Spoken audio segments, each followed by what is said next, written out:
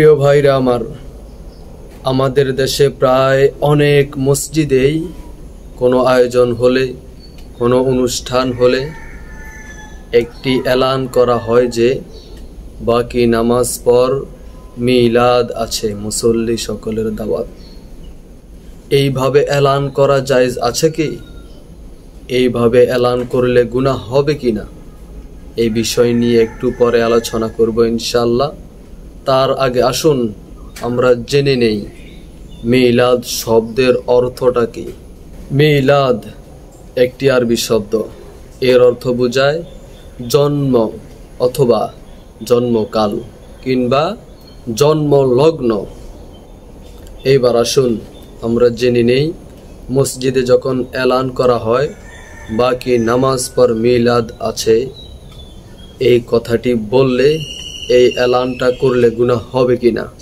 প্রিয় ভাইরা আমার, যিনি এলান করলেন বাকি নামাজ পর মিলাদ আছে, তার মানে কি বুঝাইলেন?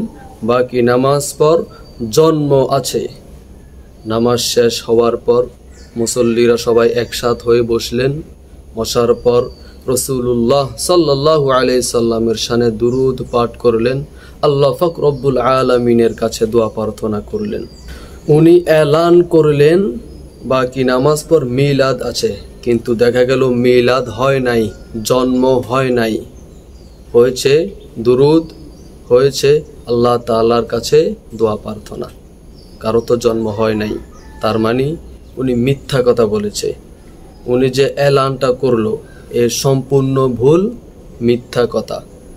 অবশ্যই যিনি মিথ্যা এলান করলেন, মিথ্যা কথা বললেন, গুনার কাজ করেছেন। অতএব এইভাবে এলান করা যাবে না, মিথ্যা বলা যাবে না। এলানটা কিভাবে করবেন শুনে নেন। বাকি নামাজ পর দোয়া এবং দুরূদ হবে, মুসল্লি সকলের দাওয়াত। আমি আবারও বলছি, বাকি নামাজ পর দোয়া এবং দুরূদ হবে, মুসল্লি সকলের দাওয়াত। তাহলে মিথ্যা হবে না।